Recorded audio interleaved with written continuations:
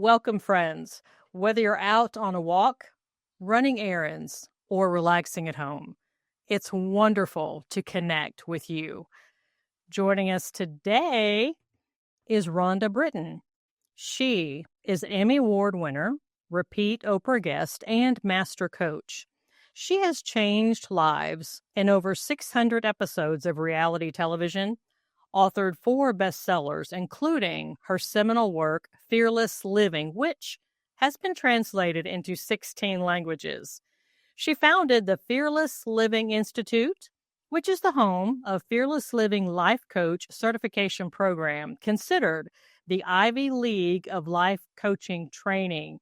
Rhonda, welcome to Phoenix and Flame. Thank you. I'm so excited to be here. This is amazing. Now, you speak a lot, from what I mentioned so far on fear. And for people that have listened to prior podcast episodes on Phoenix and Flame, they know I love talking about fear. I love talking about boundaries, which it weaves in just about everything. I love to hear about those 2 topics. So tell us a little bit about yourself and how you got to this place in your life.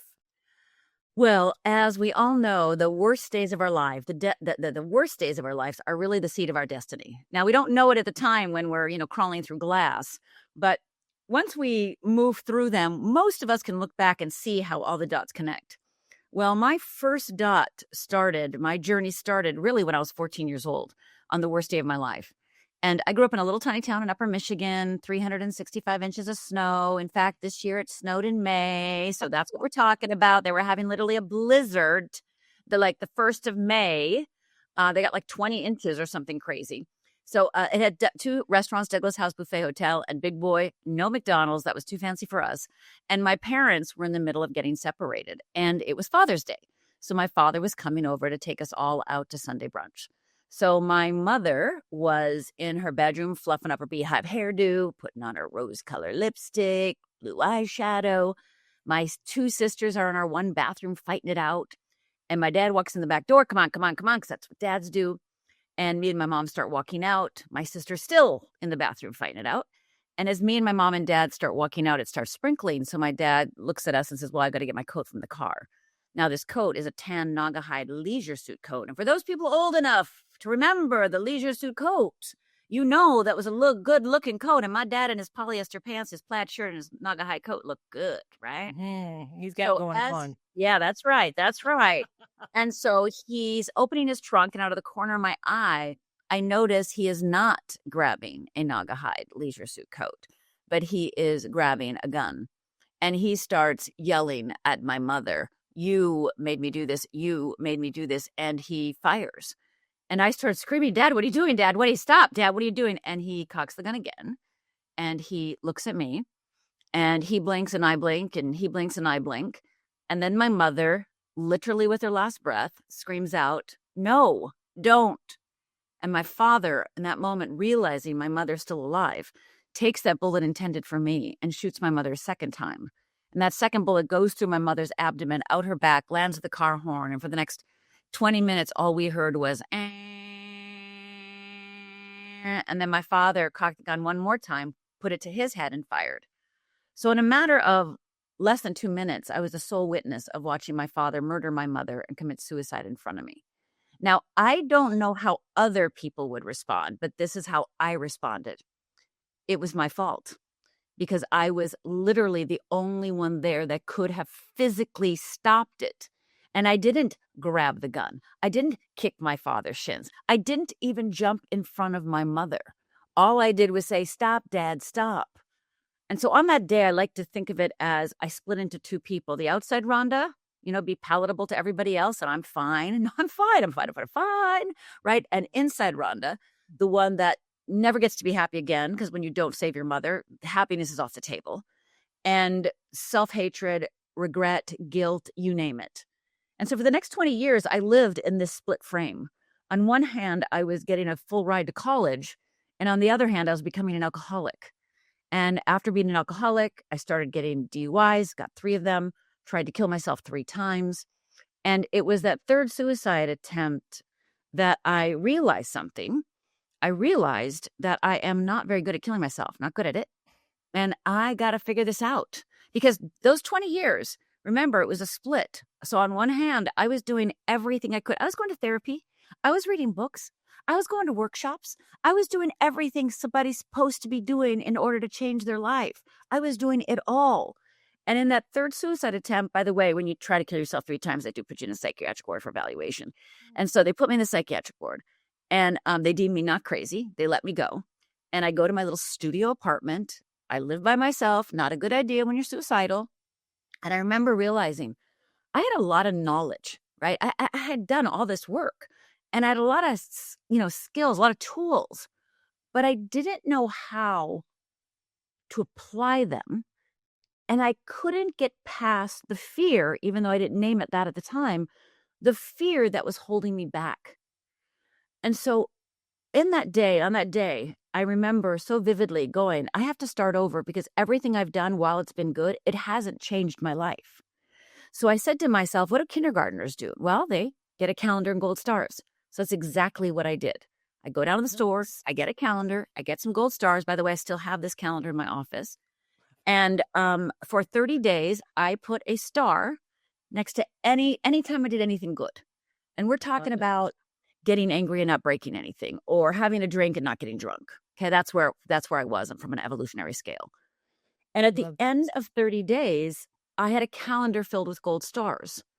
And that gave me the seed of courage in order to keep going, because I knew also that day that if I'm not dying, I'm meant to live.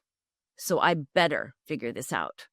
So I went on then to do more, obviously, more work on myself. But more importantly, I started to investigate fear, because for those 20 years, I grew up, like I said, in Upper Michigan. I'm 100% Finnish. We don't feel anything, and we definitely don't have fear. So if you would have asked me when I was in the hospital suiciding, if you would have asked me when I was drunk, if you would have asked me the day after my parents died if I was afraid, I would have said no. I had no relationship to the word fear, afraid, scared, zero. And if you would have asked me that, I would have for 20 years said no. That you didn't have fear. That I didn't even understand what it was, right? Like, it's like fear. I'm not afraid. And I really, really believed that. And I think this is true for many people, right? Many people think they're not afraid because they think of fear as, shaking in your boots, right? They think of fear as, heights or snakes or spiders, right? That's what they think of fear. They do not understand or know the difference between physical fear and emotional fear. And they don't understand what emotional fear is. So that awareness of fear and my day-to-day invitation, my day-to-day willingness to surrender to the fact that I might have some fear, and what do I do now, is really what perpetuated, I should say, what continued my journey and what got me here today. That is amazing. I mean, what you've gone through is just incredible, and the journey. And I like the fact that you're talking about the time stamps, because sometimes people have this idea that we go through this horrible thing and then we blink our eyes and it's all bad. No, years and years, decades sometimes of struggle. And I think Decades. yes, so that if there's listeners out there and they're out there in that desert right now, that it's okay. They're not alone. And Right. there's something I hear a lot, and I've experienced this myself on numerous occasions. And the question is this for you: is there anyone alive that somewhere deep down inside doesn't have the basic fear that I'm not good enough? I would say most people have that. I think people that have brain injuries, things of that sort, some sort of, that 1, 2, 3% may not have that, right? Narcissists, et cetera. I mean, deep down they do, but on the surface and how they interact in the world, they don't. So yes, everyone has a fear of not being good enough. And not being good enough is a generic way to think about fear. And for me personally, talking about fear in a generic way did not change my life. I had to personalize it. I had to know how it operated for me. And it's why I created what I call the Wheel of Fear and Wheel of Freedom. So yes, while everyone does have what we want to say is not good enough, there is actually a unique fear that you have versus what I have versus what, Cheryl has, what, Dawn has. We all have a fear that's literally driving us that is virtually invisible, because the way our neurobiology work, as you know, is that it has to stay hidden. Otherwise, it can't do its job, right? So its goal is to stay hidden. It doesn't want you to find it. So when we go to our friend or our therapist or our coach and ask questions like, why am I like this? Why? What happened to me? Well, one, it's not one event. And two, neuroscience now says that fear may very well be handed down through our DNA. So it may not be something that happened to you specifically at a particular age. Instead, it's an accumulation of events. It's accumulation of things that you've surrounded yourself with. And by the way, psychology says that it's formed by the time we're 7. So even though my parents died when I was 14, I already had what I call my wheel of fear. It was already locked and loaded, right? It just had its way with me. It had more permission because I was now in survival mode for the next 20 years. Got it. So the wheel of fear, talk a little bit more about that. That sounds very interesting. Thank you. Well, the wheel of fear is what saved my life, because once I understood how fear really worked, not from an ethereal way, not from a, just psychological way. We can talk about neurobiology all we want.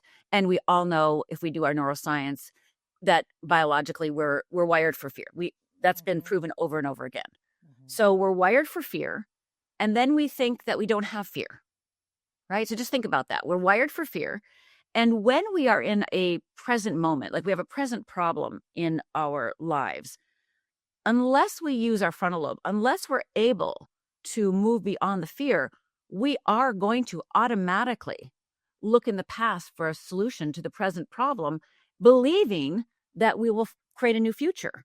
And we all know how that works, because we've all been on that hamster wheel. And that's why I called it the wheel of fear, because that literally is how we feel. So the best way to talk about the wheel of fear is reading a quiz to you. Do you mind? Do you mind if I give you a little quiz? Go ahead. Okay. For the people listening, if you're able to, I want you to nod your head if you do any of these things or feel any of these things. So if you do any of these things or feel any of these things, I want you to nod your head. And if you're not in a safe place to do that, then, just, that's okay. Just do your best you can. So, and if you're surrounded by people, go ahead and shut your eyes so you don't notice them. Okay. So do you ever isolate? Do you ever pretend everything's okay when it's not? Do you ever hide out? Do you ever whine? How about settle? What about compare yourself to others? Do you ever secretly manipulate? What about get defensive or judge? Do you ever complain, procrastinate, worry? Do you ever struggle, blame, deflect, try to control? Do you ever feel bitter, powerless, entitled, resentful? Do you ever feel guilty, disappointed? Are you ever a perfectionist or a people pleaser? What about irresponsible or overwhelmed or ignored? What about irritated, like probably you feel right now with me reading these words? What about, right? Right? So, Rhonda, be quiet already. Be quiet. Yeah, you're calling me out, lady. What about getting caught in self-pity or annoyed or the ultimate victimization? Do you ever feel like a victim? Rhonda, I think if anybody could say, if they could get through that list without saying yes, then they're probably a cyborg. I'm just saying. Well, let's just say, whether I talk to an audience of 1,000 people or 100 people, over 90% have over 95%. Oh, wow. So most people shake their hand, nod their head at pretty much everything. Wow. And I was teaching a class the other day and giving this quiz to a group of speakers, actually. And there was a couple people that said 30% or 50%. And I said, liar, liar, pants on fire. Because again, let's just step back for a minute. Let's just say we have 9 areas of our life. One's career, one's intimate relationship, another's family, etc. You might already be on what I call the wheel of freedom in 8 out of 9 areas of your life. So you may not nod your head on these things if you're thinking of those areas, right? Mm-hmm. But I want you to be thinking of the area that's not going well for you, the area where you beat yourself up, the area that you just wish, like, what is my problem? Why can't I get this? Where you really can be described as your own worst enemy. That area of life, your wheel of fear is in charge. And these are where these words show up, because these words are what I call fear responses. And what most people call them are their problems, right? Oh, their character defects, their flaws, the things they have to get over. Oh God, if I quit just judging, I'd be such a, I want to be a better person. I don't want to judge. I got to give up my control. I got to give up that procrastination. Oh, my people pleasing. I got to put boundaries in place. All those things are lovely and well, yet you're going after the wrong thing because you're going after the symptom. It's like changing the chairs on the Titanic. You got to actually go down and get to the root, because you don't get overwhelmed unless you have a fear underneath. You don't get overwhelmed without a fear. You don't get irritated without a fear. You don't get feel powerless without a fear, right? You don't complain or judge without a fear. And all those self-belief work you do, self-beliefs are actually simply fear responses, right? They're the things that we've created in order to make sense of that invisible thing that we don't even know is fear. So even if you have a belief and you do your belief work, again, good work, yeah, you, and underneath it, it will just create a new thing. It doesn't care. It doesn't care if you're a procrastinator. It doesn't care if you judge. It doesn't care how it stops you. It only cares that it does. That is amazing, and I'm also wanting to hear your take on, with the amygdala in there, with has the trauma responses, and people typically think about fight or flight, but then we also have freeze, we have fawning, That- and those are fear based. Those are when we Right. feel threatened That's right. and we're afraid, then we are going to respond. And when that happens, the neocortex that has all the logical, reasonable thought Right. pops offline, and we don't have the ability to think logically. I'm just kind of wondering what your experience has been with that and the people that you've talked to.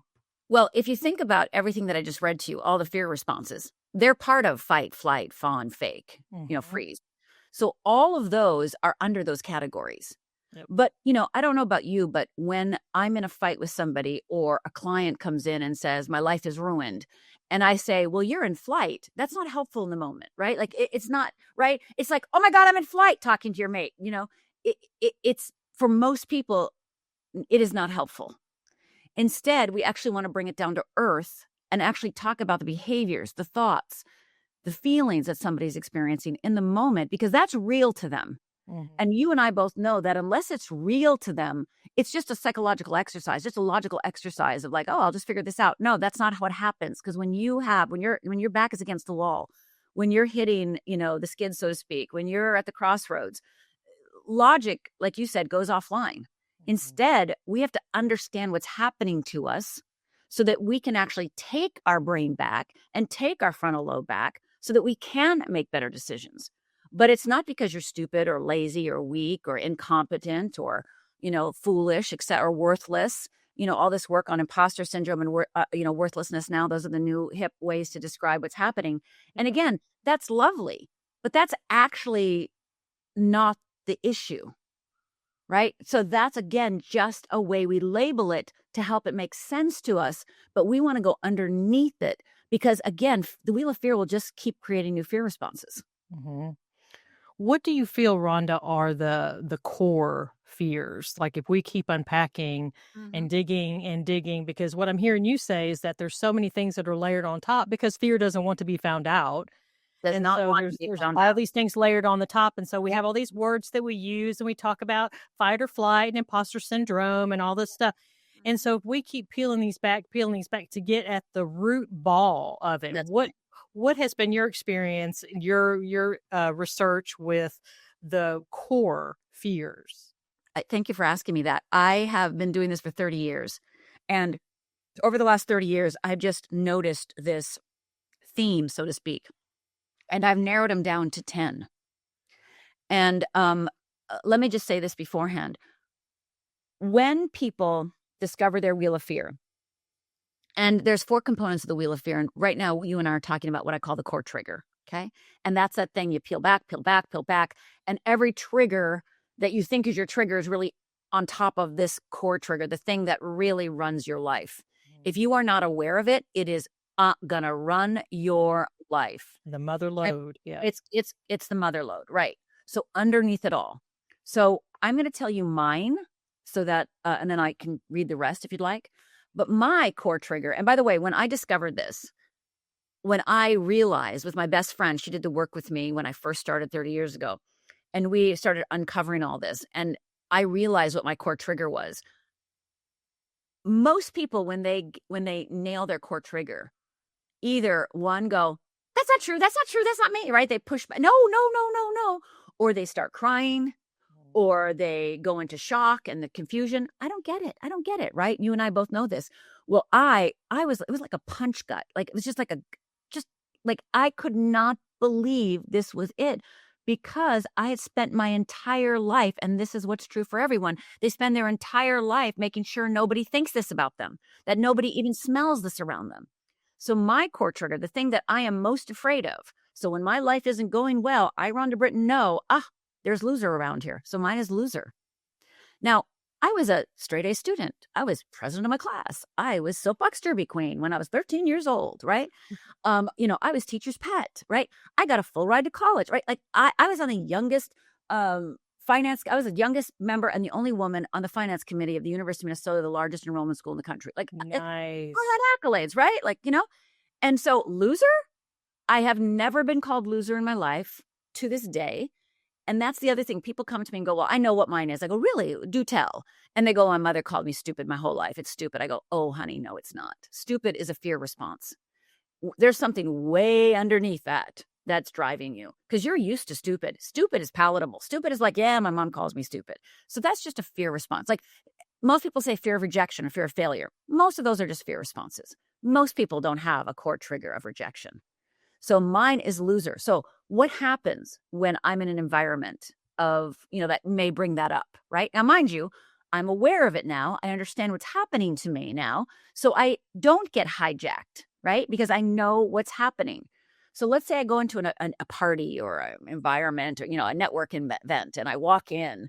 And before I knew this, if I walked in and the first person I saw looked at me, maybe, they're over at the bar getting a drink and I'm sitting at the door and I don't know anybody and I'm by myself, and they look over at me and they go like this, right? They just give me that dirty, like dismissive look. Mm-hmm. I would have been out of that room. I would have told myself I don't belong, that there's not nice people here. These people aren't my people. I would have made up some excuse to not go in. Or what I would have done, another response that I could have done with my loser trigger, is gotten loud and obnoxious and like prove to that guy that I'm so amazing and I'm going to start bragging and I'm going to show everybody that you're the loser, not me. Right? So we have a lot of different responses, a lot of fear responses that we use in order for our wheel of fear to stay protected. We do not want anyone to know this about us. So the wheel of fear, the trigger, the core trigger, mine, like I said, is loser. If I smell it, again, now mind you, this is happening automatically until you really start working with it. So if I find myself doing any of the fear responses that I talked about, then I immediately, Rhonda Britten, know now enough, right? My frontal lobe doesn't go offline because I know what's happening. And I can say, Rhonda, stop, right? What's going on with loser here? And lots of times I'll be like, loser, there's nothing. No, Rhonda, where's, and I call it tracing back. I can trace back and pretty much find the moment, right? And again, that's not even the important thing. If I don't find a moment, that's okay, because you know what? I know what to do. And that's to get on my wheel of freedom. Because when you're on your wheel of freedom, when you're in your, I'll put it this way, when you're in your wheel of fear, when you're acting from your wheel of fear, your wheel of freedom is unavailable to you. It goes into hiding because you can't reach it. You can't access it. Okay. So my just like the wheel of fear has 4 components, the wheel of freedom has 4 components. And just like the core trigger is the driver of the whole wheel of fear, the essential nature, what I call the essential nature, is the driver of the wheel of freedom. So when I was growing up, 12, 13, 14 years old, I was reading self-help books, by the way. I wanted to be a minister. Yeah, I was reading self-help books when I was 12. Wow. And I was keeping what's called commonplace journal now, but I was just keeping my poems in it, my favorite sayings. And my favorite saying that I would write over and over again, my favorite quote, and I'm going to butcher it because I never remember it, but it's E.E. Cummings' quote about, the hardest thing you'll ever do is be yourself, right? And those would be my very favorite things, like, oh, be yourself. Yeah, be yourself, right? Well, my essential nature when I am not on my wheel of fear is authentic. But when fear shows up, authentic goes out the window. It's the first thing that disappears. It is not safe to be authentic because the way we're wired, the way I'm wired in particularly, is if I'm going to be authentic and I'm in fear, then I believe that you're going to actually know I'm a loser.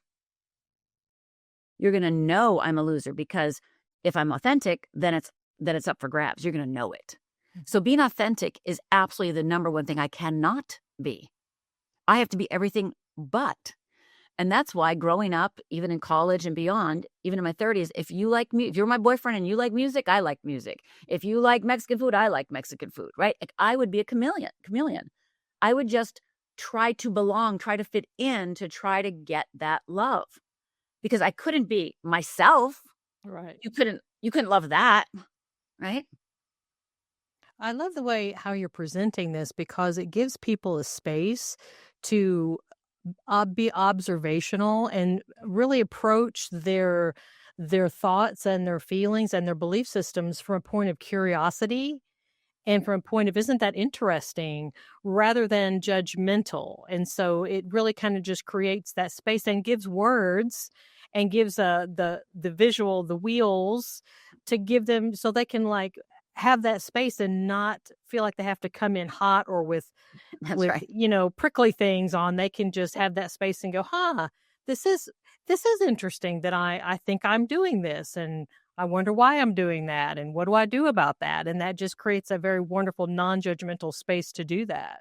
Yeah, and people can, one of the things that people get from finding their wheels, I hear this the most, is that when they find out what their wheel of fear is and what their wheel of freedom is, it's basically they have like a life review. And they go, oh, now I know why I went to college, why I didn't go to college, why I got married, why I got divorced, why I broke up with that person, why I didn't break up with that person, why I stayed here, why I didn't go there, why I have the relationship I have with my mother, right? It helps it all make sense. And like you said, it helps people become the observer. And it also takes away the guilt and shame, right? And the blame that there's something wrong with you. Instead, it's just a mechanism, by the way, that we all have. Mm-hmm. And yours responds a certain way based on how you grew up, et cetera, et cetera. Mine responds a certain way because of everything that's happened to me, et cetera, et cetera. But it's not personal. The wheel of fear isn't attacking you personally. It's not you. It's everything. It's literally our neurobiology is how we're wired. So that does give that observer, like you said, it does allow that witness consciousness to come in so that you can go, oh, wait, you don't have to heap on the blame. What's my problem? Why am I broken? What's wrong with me? Instead, you go, oh, I'm on my wheel of fear. Oh, I can get on my wheel of freedom. Oh, how do I do that? Oh, I go over to my essential nature. And from my essential nature, I do what I call proactive behaviors. So I help clients get their essential nature and, of course, make sure they have proactive behaviors because, as you and I know, people need to know what they need to do, whether they're on a date, alone, with their family at Thanksgiving, right? In a room full of strangers. You got to have that wired, locked down, written on a piece of paper, because if you don't, you're going to go into overload again. You're going to go into freeze, fight, et cetera. And you're going to be like, what's happening to me? And it's like, stop. I tell my clients, you're going to spend a lot of time in the bathroom when we first start working together because you cannot speak. You must get in the bathroom and take 10 breaths and look at your damn list and go, okay, which one do I do now? Because you cannot respond. Stop. Do not react. Get in that bathroom. Yeah. And you can be anywhere doing anything and say, I need to go to the bathroom. Nobody can argue with that. That's right. They can't. Whether it's at work, on a date, it doesn't matter, with your family. Can't argue with that. You got to go. You got to go. You got to go. And I ask my clients to write down the top 5 proactive behaviors, because again, there can be more than 5, but I want you to have the top 5 memorized and on a piece of paper, in your wallet, in your purse, et cetera, on your phone, and go into the bathroom, pick one that's appropriate for the environment, and do it. Mm-hmm. And see, there's a lot of beauties about that. One of the things I like about what you just presented is that it decreases anxiety because we know beforehand what we're going to do. Because we both know, Rhonda, that if we're not fully prepared and then we get all emotional, our brain it's like shorts out. We can't think. We can't figure out what we're supposed to do, and up goes the anxiety. But if you know beforehand, if you have a very good understanding, if you have like your little cheat sheet in your pocket or on your phone or whatever, slip in the bathroom, take some breaths, like you said, pull it out. When you know what you're going to do and you know how to do it, you know how to apply it, then you can walk out of that bathroom and it's a game changer. And you can, and you're still going to be nervous, maybe, right? You're still Sure. going to be like gulp, gulp, gulp. But what you do know is, it's a behavior, an action on your wheel of freedom, Mhm. right? You're creating a new neural pathway. You're strengthening your neural pathways that are on the freedom. So yes, they still might be like shaking your boots for a minute, but because you have written those down, they're on your wheel of freedom, even though you might do them, right? That they're actually strengthening your neural pathway that is setting you free. So that's the point. It's not about, as we know, not about feeling calm and cool and amazing to do these behaviors. It's about knowing what they're doing for you. Mhm. That's it, and I love the way that you're presenting it, that we can feel our heart rate going up. We can feel our heart doing a little bit of extra work. I like to tell people sometimes I literally will just reach down with my hand and pat my heart, Yeah. and I talk to it. I say, "It's okay. You can beat fast if you wanna beat fast. You can go do your thing. I understand you're trying to pump that adrenaline. You're trying to deal with it. I appreciate what you're doing. You just keep doing your thing while I'm gonna do this over here." That's right. And you'll calm down Love you. eventually. Love Love ya. ya, I'm gonna do this over here while you're doing your thing. And so it's just that acceptance and knowing like you said, we don't have to wait until we're all calm. We No. can do these. If you find something on your wheel of freedom, you can do that, even though you might be a little damp in the pits, right? Even though your heart rate might be going a little faster than normal, that's okay. You can do it anyway. I was on a date once, and I knew about the Wheel of Fear, Wheel of Freedom at this point, and I had recently divorced, and I was on a date, and me and this guy were driving in his little convertible, and we just had a weekend together, and he hadn't told me he loved me, and I was beside myself. Like, I was beside myself, right? And so on the way home from this romantic weekend, um, I was hyperventilating, right? I was shaking, and we're in a little tiny MG. Like, like, you can't get it. Like, we're not like in this, like, we're like right next to each other. And I knew the Wheel of Fear and Wheel of Freedom. And I was like, okay, I must be authentic, right? So this is what I said to him. And I teach my clients about prep sentences. So it's like, what I said to him is, I go, I need to say something right now. And I'm probably going to say it really bad. And I really just want you to listen to me until it's done. And I might say it really sucky, but would you listen until it's done? And he's like, okay. All right. Right. And by the way, I'm looking out the window because I can't make eye contact. Okay. Because I am just literally, every part of me is petrified. Right. Mhm. And so I look out the window, but I keep my wits about me, right? I know what I'm doing, but my body is responding a certain way. And again, me taking an action on the Wheel of Freedom is going to eventually calm my body down, right? Yeah. So I'm looking out the window and I'm like, I just need to know how you feel about me, right? And I have to tell you, that is one of the proudest moments of my life, Oh. because I was in a high stakes, for me, Yeah. right? Feeling very fragile and vulnerable, just gotten divorced. This is like one of my first dates, feeling like I just spent a weekend with him and he's not telling me how, like, I felt so vulnerable and so fragile. And coming home, knowing that if I was being authentic, I would ask him how he feels about me. And I didn't wait until I was all together. I did it because I needed the answer so that I could calm down, right? I could move on to move into freedom for myself. So I have to say, me being shaking, looking out the window, not even making eye contact with him, crying the whole time, getting my breath out, do whatever I want, right? Sounding horrible. That is truly one of my most proud moments. I'm going to tell you what I love about that, and then I'm going to make sure that we get a website or someplace for my listeners to go to, because I know they're going to want so much more of you, Rhonda. One of the things I love about what you just presented, that scenario, was that you were going to calm down, not based on what he said. No. The answer to your question was not what was going to calm you down. It was your ability to acknowledge what was going on inside of you. You're knowing the wheel of freedom and your ability to sit there, and even though you were kind of talking like this, yeah, look out the window, and even though you were doing this, the fact that you did it, that's when you crossed the finish line. That's right. when your body was going to calm down. What his response back to you is largely irrelevant. Informational, but largely irrelevant. It's completely irrelevant. It's completely irrelevant. By the way, he wasn't ready to be in love with me yet. So just FYI. It's so funny because then I went on TV and wrote books after all this, and I ran into him at an airport. And he's like, oh, he goes, and he's like, comes up to me and goes, I just want to say I'm sorry. I'm like, 20 years too late, buddy. You know what I mean? Right. But again, right. But it's, yes, because people think that they have to have it together before they set themselves free. In order to pick the lock on your wheel of freedom, you got to act now, whether you're shaking, whether you're crying. But you got to, again, I knew what was happening. So again, I was aware, right? I had awareness.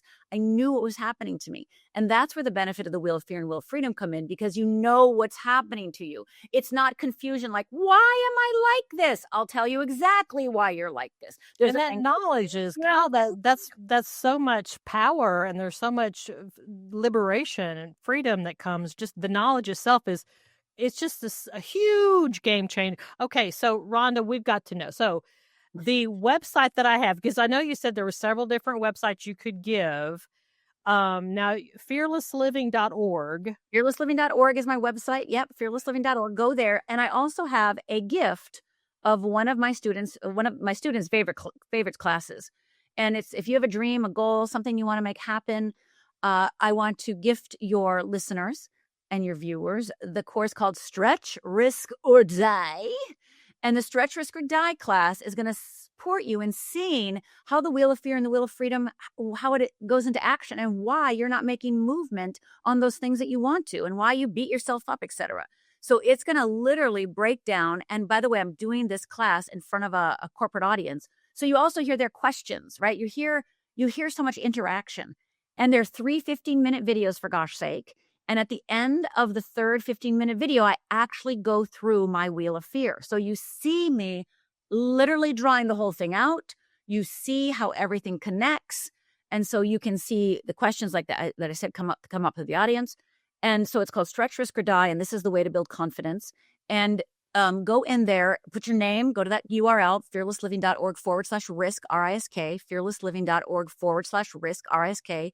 Go to that URL, put your name, your email in, you'll get access to the platform and to that course. And again, it's 45 minutes. It has templates and worksheets. So it has all the different areas of your life. So if it's a relationship, trust me, I've got helpful templates for you. Or it's a money thing, I've got helpful templates for you. A body, I got helpful templates for you. So I'm going to walk you through it step by step so that you can really start taking new action today. So fearlessliving.org/risk. Love it. Rhonda, thank you so much for your time and your energy and your information, your history, your story, everything that you have brought to myself and my listeners on Phoenix and Flame today. Thank you. Thank you. And be fearless, everyone. There's nothing wrong with you. It's just fear. There's nothing wrong with you. It's just fear. There's nothing wrong with you. It's just fear. Listeners, I know you have heard so many things today that you're thinking, oh my gosh, I have a best friend. I have a family member. I have a coworker that absolutely needs to hear what Rhonda Britten is saying. By the way, I'll be putting her 4 books in the show notes. No worries about that. You'll be able to get those very easily. Take this podcast episode, copy and paste the link, put it in text, send it to a friend in text, send it an email, put it on your favorite social media platforms so that we can grow our Phoenix and Flame community and let people know you are not alone. I hope your day has been fantastic. I hope the rest of it is great. I'm Dana on Phoenix and Flame.